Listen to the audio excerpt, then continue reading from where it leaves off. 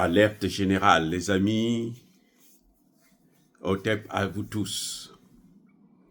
Je tenais quand même à vous informer que Nicolas Lerner, le patron de la DGSE française, se trouve en Algérie en ce moment. Eh oui.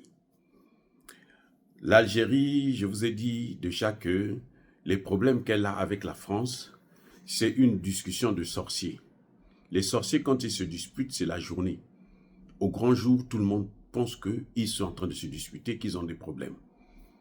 La nuit, quand ils rentrent dans leur domaine de prédilection, ils sont toujours unis et ils s'entendent pour faire du mal aux autres. C'est pour ça que je dis toujours que ce qu'il y a entre l'Algérie et la France, il ne faut même pas se mêler, il ne faut même pas y croire, il faut s'en foutre parce que et l'Algérie et la France ont le même objectif qui est celui de déstabiliser les pays du Sahel et de l'Afrique. Quand le patron de la DGSE va en Algérie, il faut s'attendre à ce qu'il y ait des problèmes au Mali. Est-il parti parce qu'il y a eu de grandes défections, beaucoup de terreaux au nord du Mali sont en train de déposer les armes? Je pense que, en tout cas, ils sont en train de préparer encore un coup fourré. Je pense que ceux qui se souviennent très bien de ce qui s'était passé à Tezawaten, la première attaque des terreaux à Tezawaten était arrivée quelques jours après le voyage du directeur, du patron de la DGSE en Algérie. Il est venu à Alger, quand il est reparti, il y a eu l'attaque.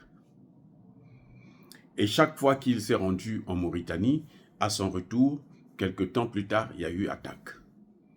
Ou c'est le patron de la DGSE, ou c'est l'autre bandit américain, comment vous l'appelez, le général qui commande Africom, hein, le général américain, le noir bien sûr, un noir, un nègre de salon, comme disait le président Traoré.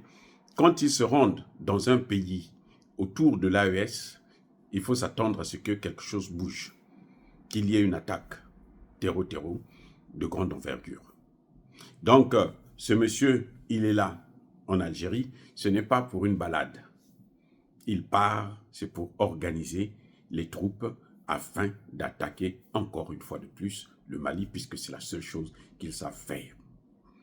L'Algérie est en train de perdre son temps.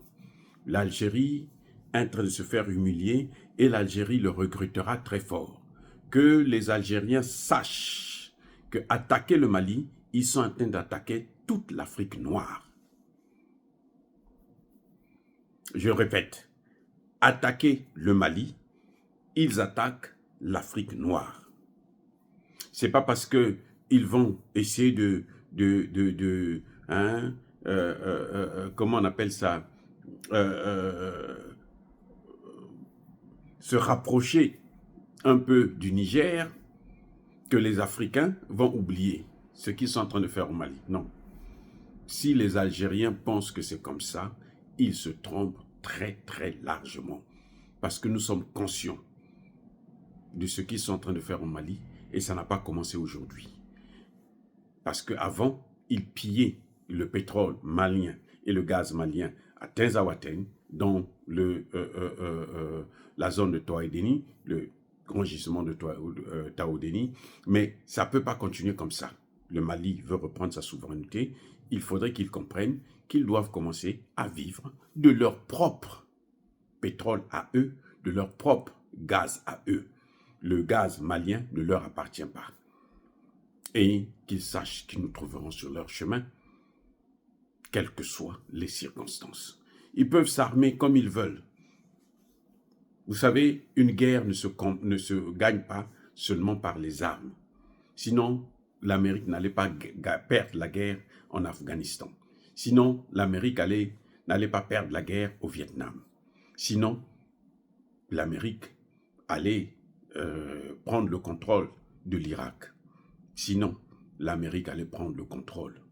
L'OTAN même allait prendre le contrôle de la Libye ou de la Somalie. Vous voyez? Donc, l'Algérie est en train de se leurrer et c'est dommage pour un pays que nous avons eu beaucoup d'estime par le passé.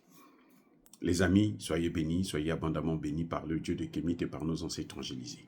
Mais que tous ceux qui persécutent le continent africain le pillent et le déstabilisent, qu'ils soient noirs, blancs, chinois, arabes, juifs, indiens ou qui qu'ils soient punis, maudits, foudroyés, neutralisés, écrasés, effacés par le Dieu de Kémit et par nos ancêtres angélisés. Vive l'Afrique éternelle, j'ai dit et j'assume.